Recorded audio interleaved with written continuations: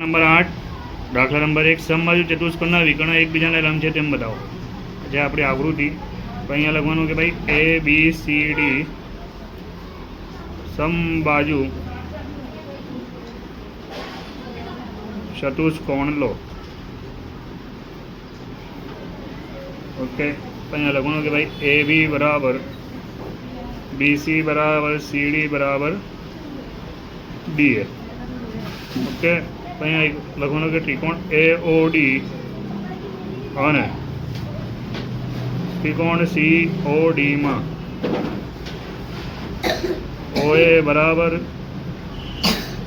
ઓસી, Audi બરાબર Audi, આ જે આપણી સામાન્ય બાજુ કે ને એડી બરાબર સીડી. લખવાનું કે ત્રિકોણ એ ઓ ડી બરાબર ત્રિકોણ સી ઓ ડી કે બાના શરત મુજબ. જે આપણે અહીંયા લખવાનું કે ભાઈ ત્રિકોણ એ ઓ ડી બરાબર ત્રિકોણ C O D, A O D plus C O D બરાબર 180 કે A O D plus A O D બરાબર 180. અહીંયા 2 એ ઓ ડી બરાબર 180. તો એ ઓ ડી બરાબર કેટલું આવ્યું? 90. ઓકે, આપણે અહીં લખવાનું કે ભાઈ સમબાજુ ચતુષ્કોણ કે સમબાજુ ચતુષ્કોણ ના વિકર્ણો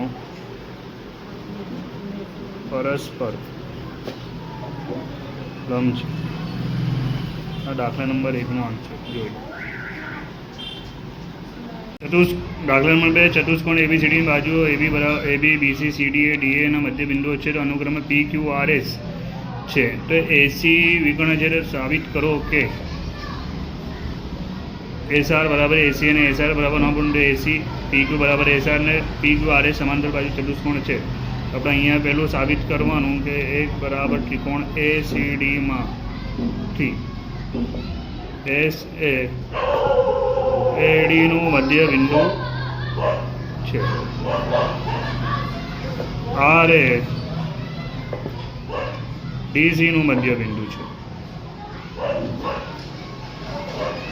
તો મધ્ય બિંદુ પ્રમાણે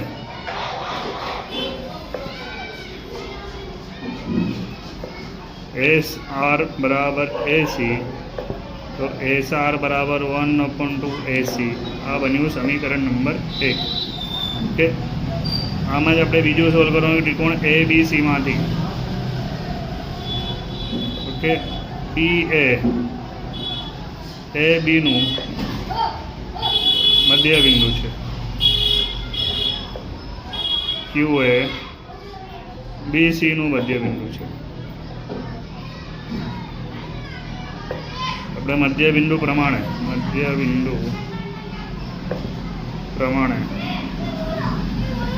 પી ક્યુ બરાબર એસ આર, પરિણામ 1 અને 2 પરથી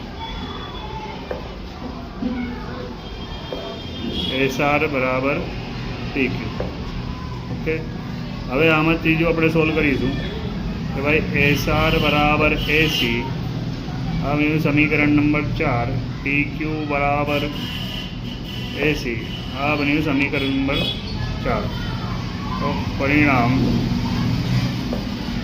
3 અને 4 પરથી એસ આર બરાબર પી ક્યુ, એસ આર બરાબર પી ક્યુ ચોરસ પી ક્યુ આર એસ સમાંતર બાજુ ચતુષ્કોણ છે. તમારા દાખલા નંબર 2 નું આન્સર જોયું. સમલંબ ચતુષ્કોણ એબીસીડીમાં એબી બરાબર સીડી અને એડી બરાબર બીસી જો આકૃતિ સાબિત કરો. આ ત્રણે આપણે સાબિત કરવાનું છે. આપણે અહીંયા લખવાનું કે ભાઈ એ ઈ બરાબર ડીસી और AECD समांतर बाजू चतुष्कोण है कि आम आप पेलू साबित करीशू कि भाई AD बराबर EC आ बन्यू समीकरण नंबर ए AD बराबर BC आ है आपणु पक्ष आ बन्यू समीकरण नंबर 2 परिणाम 1 અને 2 પરથી यहाँ लखवानुं कि EC बराबर BC आ बन्यू समीकरण नंबर 3 ओके 3 અને 4 2 + 3 + 180 ओके 2 + 4 बराबर 180 गुणो 1 + गुणो 4 बराबर 180 आ बन्यू समीकरण नंबर 5 आ है रेखिक जोड़ न गुणा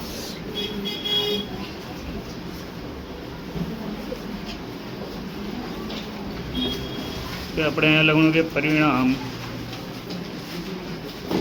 4 અને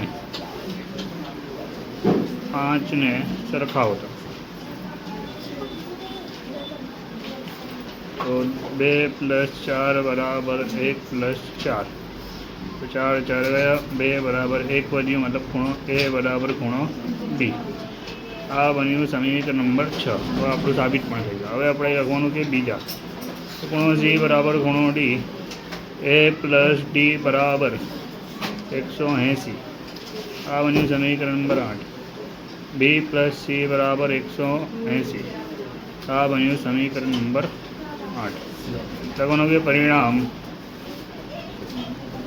7 અને 8 परथी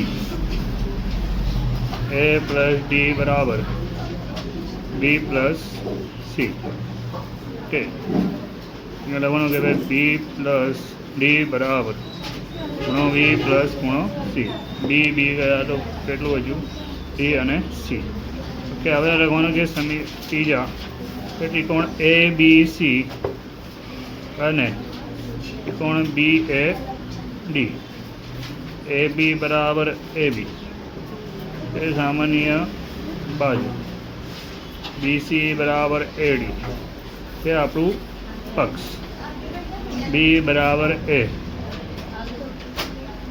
आ साबित कर्युं।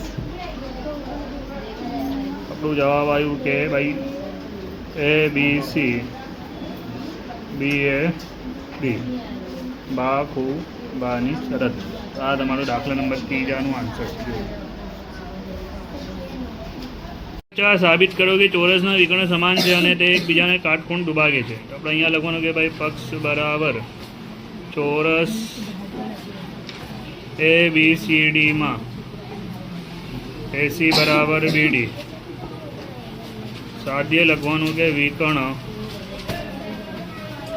काटकोण दुभागे साबिती लखवानी त्रिकोण AOB અને त्रिकोण DOC में AB बराबर DC ठीक है समान बाजू है। BAO बराबर COD अंत युग्म कोण ABO ODC तो ABO AOB बराबर त्रिकोण DOC OA बराबर OC OB बराबर OD के CPCTC 1 અને 2 લખવાનું કે પરિણામ 1 અને 2 પરથી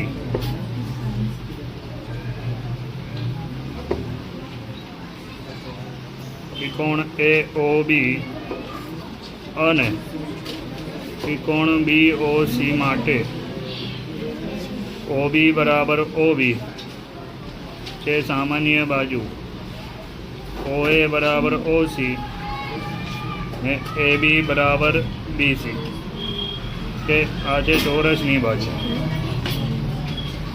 लिखने का AOB बराबर त्रिकोण BOC बानी शरत मुजब त्रिकोण AOB बराबर BOC तो AOB प्लस BOC बराबर 180 तो AOB प्लस AOB बराबर 180 तो 2AOB बराबर 180 तो AOB बराबर 180 भाग्या 2 तो AOB बराबर કેટલું આવ્યું 90. આપણે BOC પણ કેટલું આવ્યું 90. કે આ છે આપણો દાખલા નંબર 4નું આન્સર. જોઈ દાખલા નંબર 5 સમાંતર બાજુ ચતુષ્કોણ ABCD બાજુ AB અને CD મધ્ય બિંદુ અનુક્રમે E મેપ છે.